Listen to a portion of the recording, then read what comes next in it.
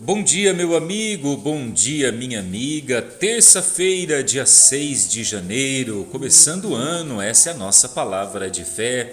Que alegria estar ao seu lado. Estamos na semana depois da Epifania, tempo do Natal, tempo das alegrias do nascimento de Jesus em nossa vida.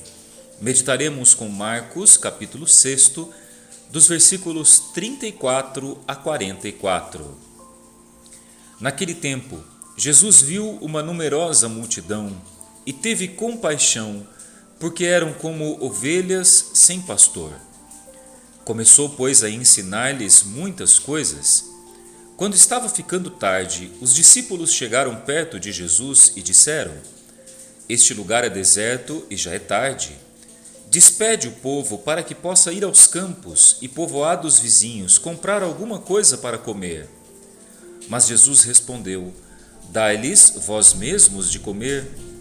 Os discípulos perguntaram: Queres que gastemos 200 denários para comprar pão e dar-lhes de comer? Jesus perguntou: Quantos pães tendes? E diz ver.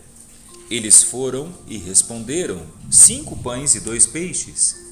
Então Jesus mandou que todos se sentassem na grama verde, formando grupos.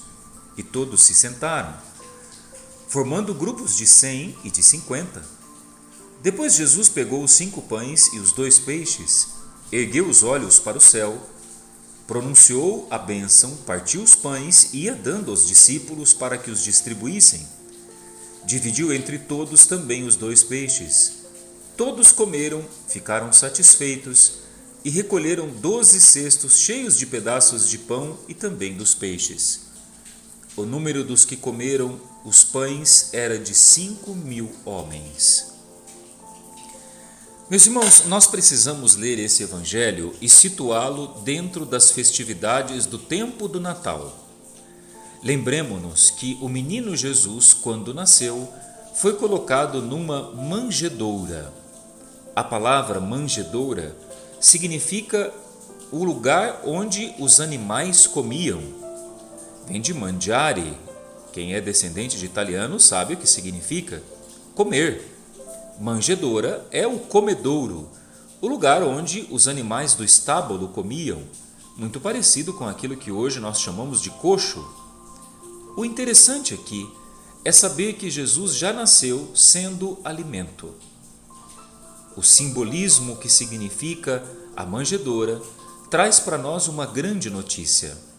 O menino que nasceu se fará alimento, se fará o pão da vida para todas as gerações. Esse mesmo pão só tem sentido se for partilhado. Assim como a mensagem do menino que nasceu não poderia ficar restrita apenas à família de Nazaré, e por isso chegou a todos os povos da terra simbolizados nos 3 reis magos, assim também esse menino, que será o pão da vida para toda a humanidade, precisa nos ensinar que só partilhando o pão, também nós descobriremos o verdadeiro significado da vinda do Messias. Desde o seu nascimento, o menino Jesus ensina para nós que é na partilha que Deus se revela como o Deus da compaixão e da misericórdia. É isso que ouvimos no início do evangelho de hoje. Jesus teve compaixão da multidão faminta que era como ovelhas sem pastor. Na nossa vida, todos nós sentimos um tipo de fome.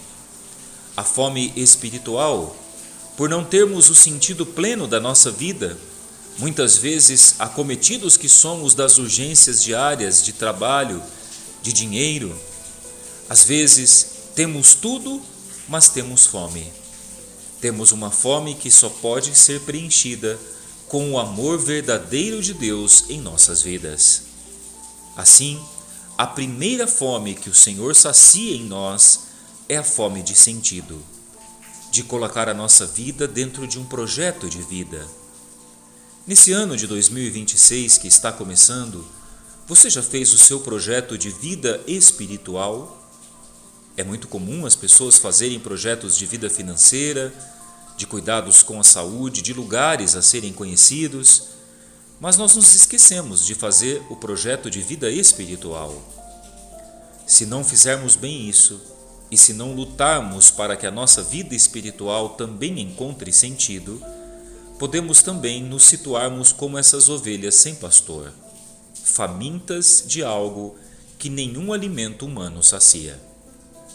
Mas a fome que o Senhor também nos ensina a satisfazer é a fome real de tantas pessoas que passam necessidades no mundo.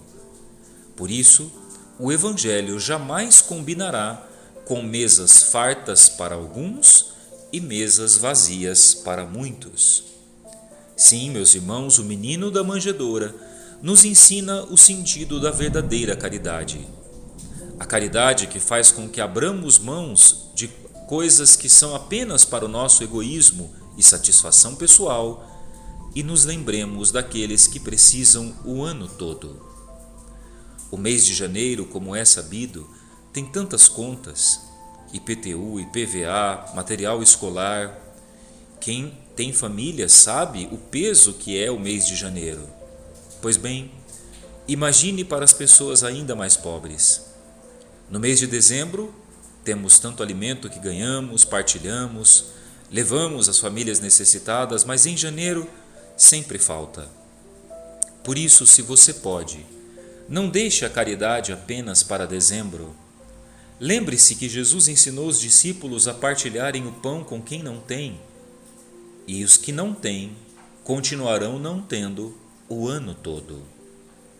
Não é só em dezembro que existe a fome. Procure ajudar na sua paróquia, na sua comunidade, no lugar perto de você que você sabe que recolhe alimentos.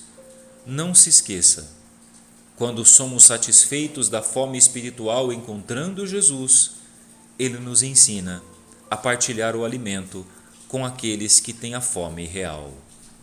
E a fome real dói no corpo. Lembremo-nos daqueles que não têm, e que o menino da manjedoura continue iluminando em nós a caridade que nos ensina a dividir. Deus abençoe a sua terça, em nome do Pai, e do Filho, e do Espírito Santo. Amém. Até a próxima.